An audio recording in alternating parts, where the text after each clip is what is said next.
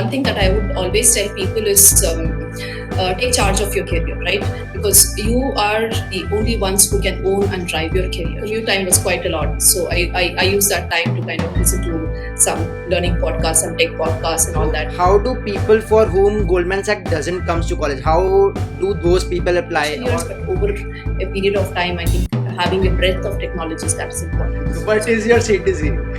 I went and deleted all the data in production. Okay, that's a fact.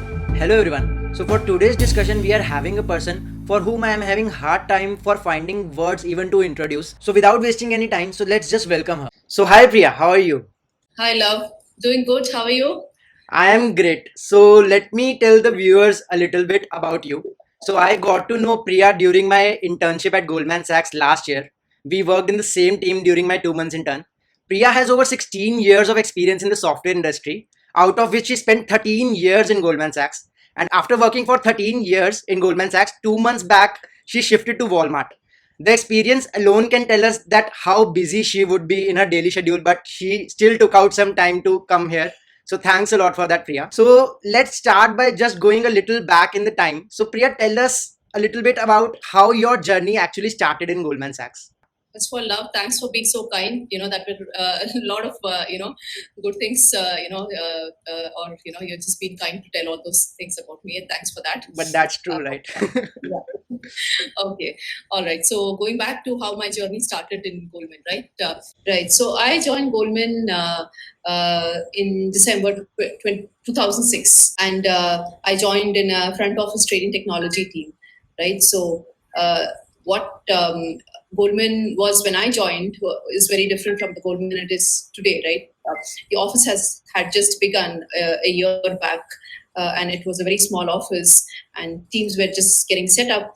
We depended a lot on New York for everything, right? So one of the big bonuses of joining Goldman during my time is you get to go to a 3-month trip to New York to learn things, because that was a knowledge center. Yeah. So I was totally looking forward to it, and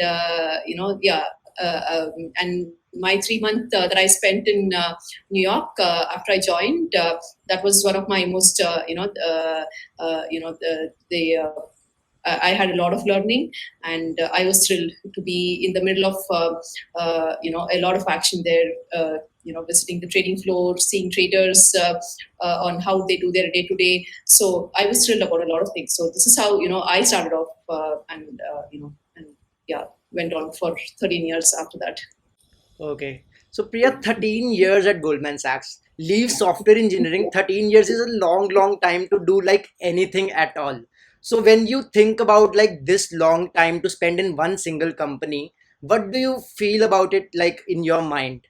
Right. So 13 years, yeah, like you said, is a long time, right? The way, like I said, right, the way Goldman was back when I joined and the way Goldman is now, it has evolved a lot, right? In terms of the culture, in terms of the technologies, the teams, the maturity level of the teams, and all of that. So I never felt like I was working in the same organization, or I was feeling, monotonous about my work. Right. So I have changed 4 different teams in the span of 13 years. So with every team, a new domain, new challenges, new set of, technologies I got to work with. So just to give you a perspective, right,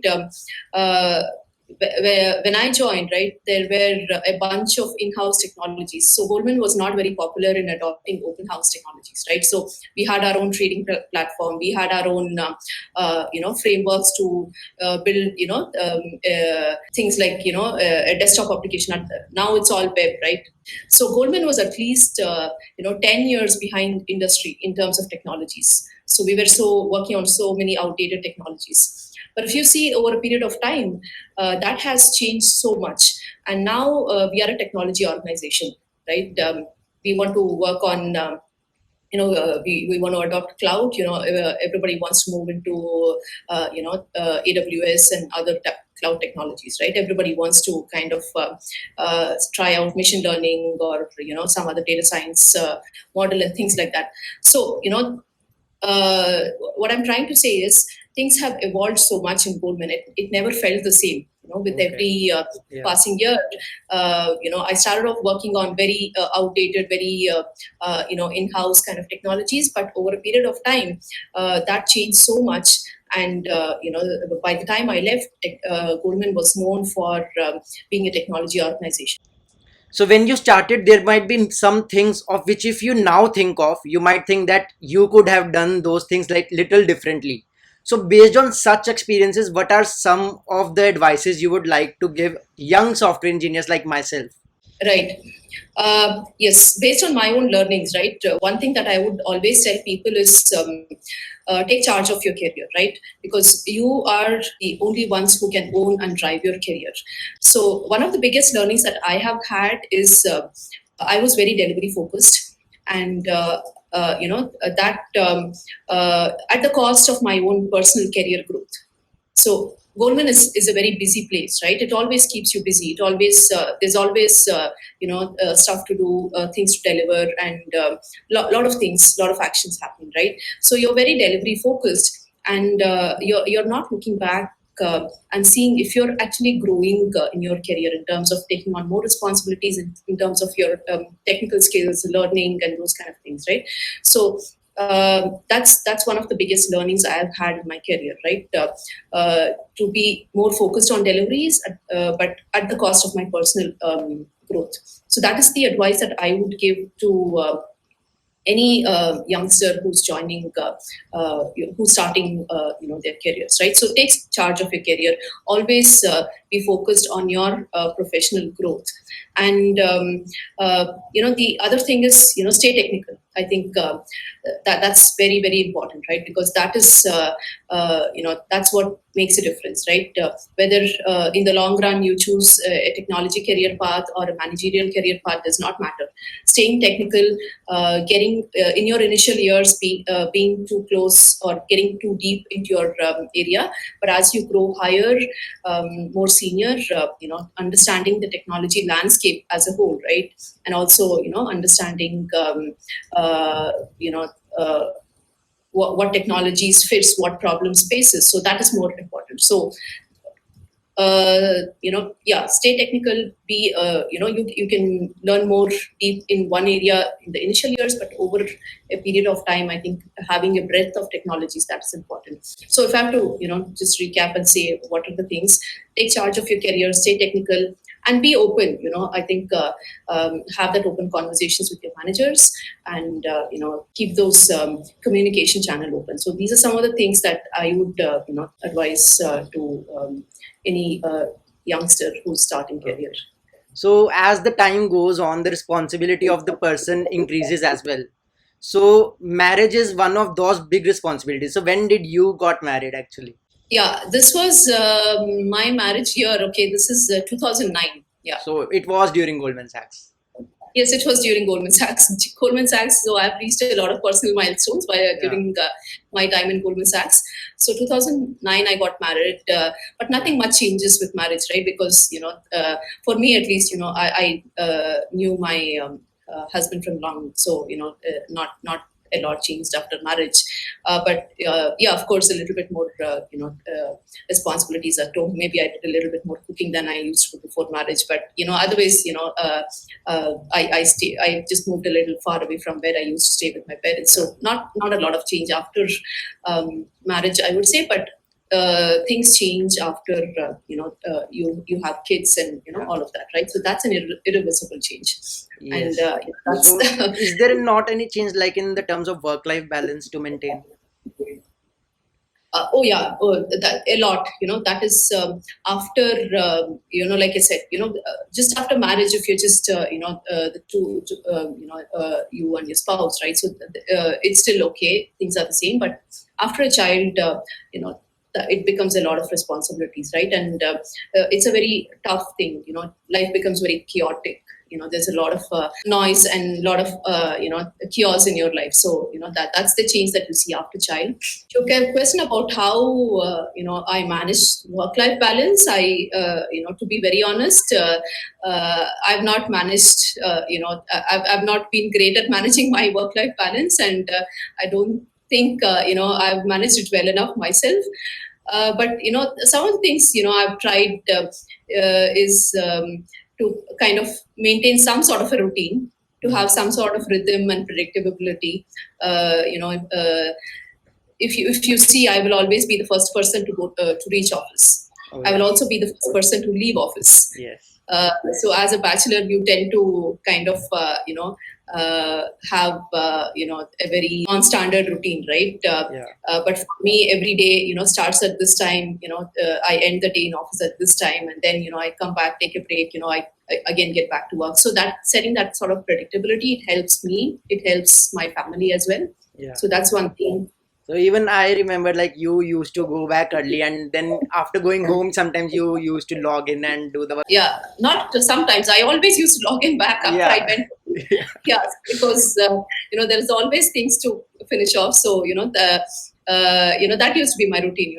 I leave reach office by around 9:30 or so, and I leave office by around 4:30, before 5, and I used to log in back again by depending on calls. And then again, even after I finish my calls, there is always pending things to do, and again log in back. Once my kids go to bed and things like that. So this was my routine. And I also used to catch up on things during my commute, right? You don't have time to learn, you don't have time to do any little bit more reading that we want to do outside work. So I used to while going to office, my commute time was quite a lot, and I used to drive to office. So I used that time to kind of listen to some learning podcasts, some tech podcasts and all that. And yeah, I also I didn't have time to catch up with kids, right? So coming back home when I was with my children in the car, so that was the time when I could talk to them about their school and things like that. So you're just managing time in these making these little adjustments and managing time. And another important thing about work-life balance also, especially as you grow more senior, right? There are always, a lot of things on your plate, but what is it that it's only you who can do it, right? And what are the things that you can delegate to others? So delegation is another very important, kind of skill that you need to learn as you grow up in your career, right? So if somebody else can do something, then take their help. If you're the only person who could do, and it's in at your role, if it's important for you to do a certain thing, then keep that.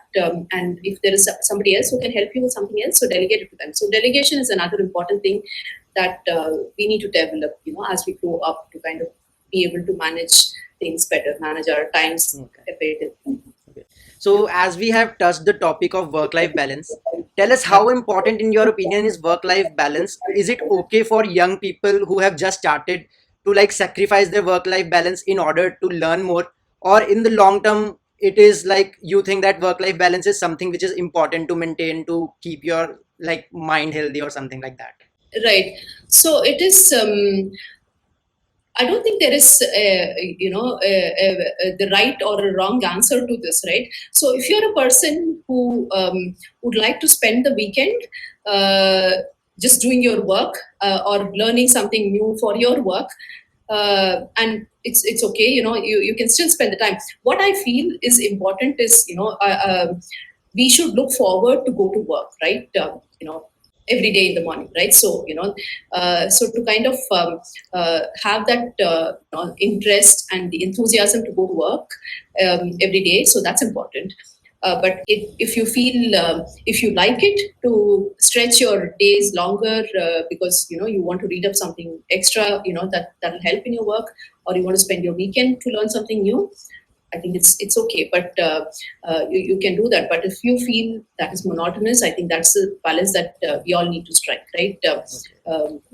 And yeah, so but it is important that during the initial days of your career, right? So you are expected to put in a little bit more effort, because that's when you're setting up, right? You are laying a foundation for a successful career, right? So people do expect that you put in a little bit more additional effort in during your initial years, because you don't have those responsibilities at home. You're more independent and all of that. So it's a balance that you need to strike. And also, I also feel that it is important to kind of have a mix, right? If you've been working too long and maybe developing a hobby, right?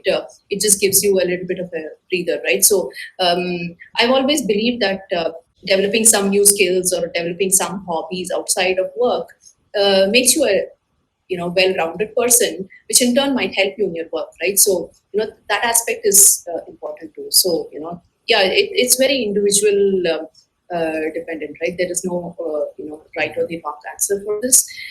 Yeah, true. So let's just move back to your journey. So out of those 13 long years, tell us some of the best memories as a software engineer at Goldman Sachs. Okay, so yeah, my best moments I would say are with my first team in Goldman, right? Because what I enjoy most even today is coding and programming, right? Even though I get to do a lot less coding now, given a choice, I would still go back and shut off everything else that I do, and I would still want to code. So my best moments were. With the trading team that I started off with, right? So we had to develop a trading application. It was an application where traders would come in and book trades.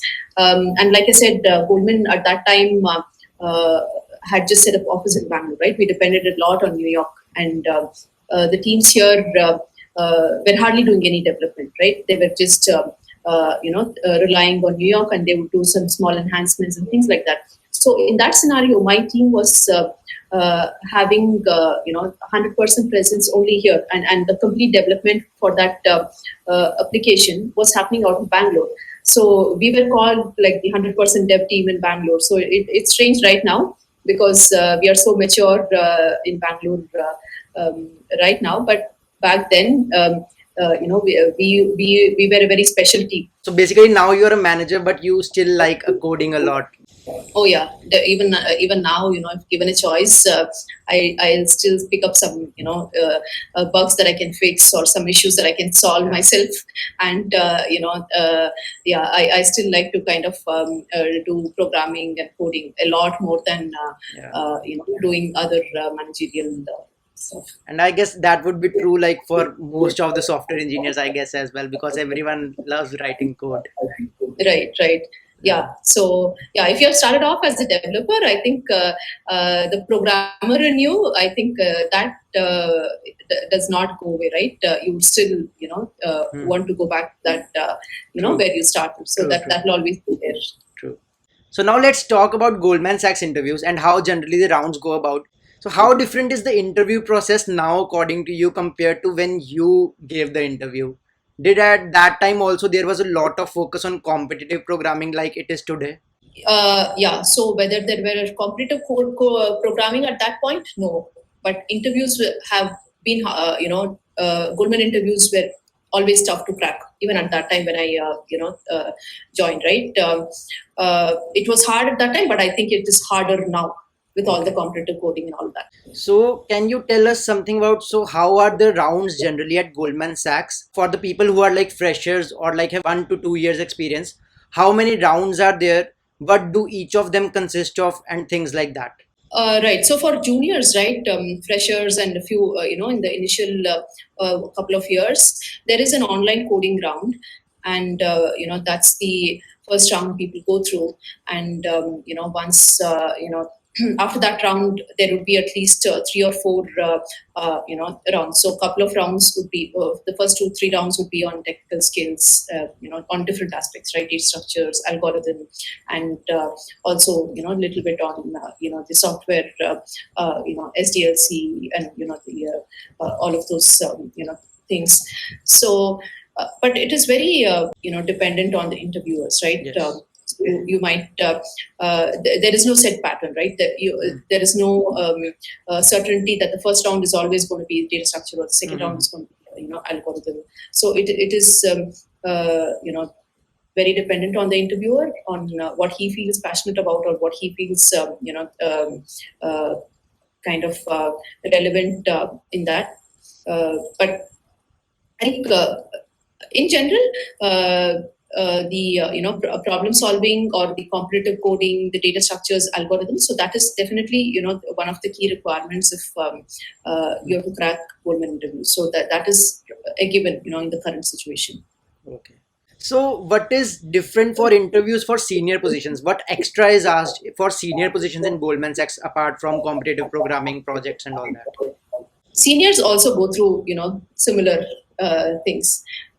Seniors again need to take the Codapad or the online coding Oh, round, and they also go through all of these similar rounds like you have for at the junior levels. The only difference is probably they are even if you don't get the solution to a particular problem, it is still fine, because what they are looking at is more on the approach to the problem and things like that. So in the online coding round, if you fully don't solve a problem, that is still okay, for someone senior. So that's probably the difference. But in terms of the rounds, they also go through similar rounds. But the level of assessment, finally how it is evaluated, is probably slightly different. okay. They look at more of an approach than getting the right results or the outcome. And in addition to that, there is some emphasis on the design aspect, Yeah. a little bit on the system design, and those kind of things. But yeah, even if you're senior, I don't think you can assume that you will not be asked these kind of the other problem solving questions that other junior candidates are asked. So that is equally important even at senior levels also. So, how do people for whom Goldman Sachs doesn't comes to college, how do those people apply? Or for the people who have little bit experience in the history, how do those people apply for the Goldman Sachs apart from referrals? Because referrals is something like for which is valid for every company. But for apart from referral, what is the like way to apply to Goldman Sachs? Referral is the best way. Okay. In my experience, right, referral works the best. Other than referrals, right, you could, they have certain, they have tie-ups with certain recruiting agencies, right? So if you know of certain agencies that hires for Goldman, so that's another good way. But referral is definitely the best way. Yeah. So other than that, my experience with LinkedIn and all that has not been great. So if I upload my resume, or if I apply for a job on LinkedIn, so that I feel that generally companies adopt a lot of machine learning and a lot of ML techniques, right, to filter resumes that are on LinkedIn and things like that.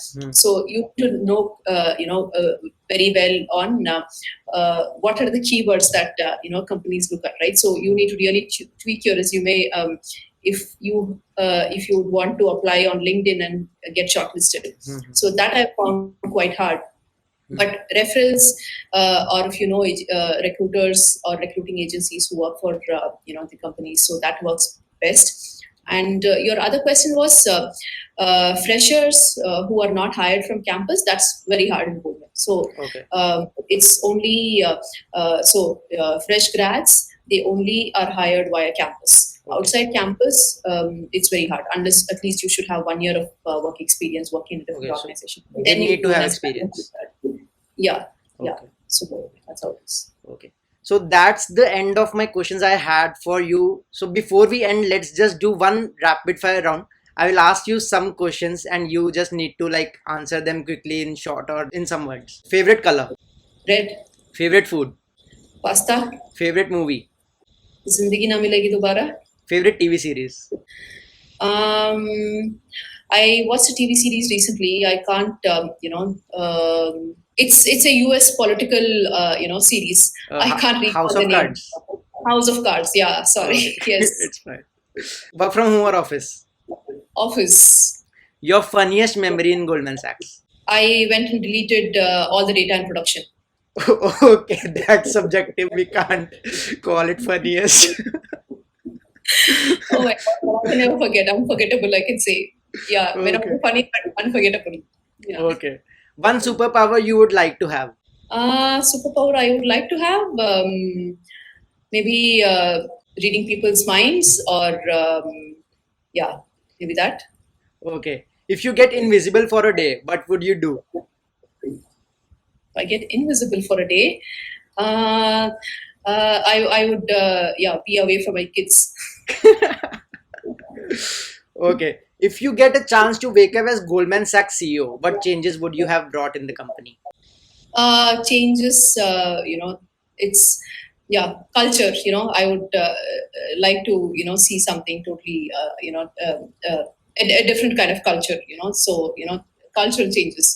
Very broad Okay. thing, but that's what I would like to see. Goldman Sachs or Walmart? At this point, I should say Walmart. Goldman Sachs is still close to my heart. Okay, the Goldman Sachs is still close to my heart, but I would still choose Walmart at this time. What is your CTC? Okay, I can put any number, I guess, right? Oh, you don't need to answer this. I just had this for fun. Okay. Okay. So that is finally all. So let me just end this with a small story. So when I contacted Priya that I have started a YouTube and I would love to make some interview experiences Goldman Sachs. So would you be able to come? And I had no hope that she would ever say yes. But the first sentence which she wrote, I don't forget it often. So she wrote, "Love, I would love to help in any way possible." You know, this just tells how down to earth person she is despite being in such high position. So again, thanks a lot, Priya, for taking out some time and sharing your awesome experiences with us. Thanks a lot. Again, you're being very kind to me, love, and thanks for all the good words that you've been saying about me. And it was fun doing this with you. So I hope that you liked the discussion and found the video helpful. I have made interview experiences on lot of other companies like Amazon, Google, Nutanix, Walmart, etc. So if you want to check those interview experiences, you can check the playlist. I will leave the link to the playlist on the I button here. So thanks a lot for watching. Make sure you hit the like button. And for more such videos, please subscribe to the channel, and until next video, goodbye.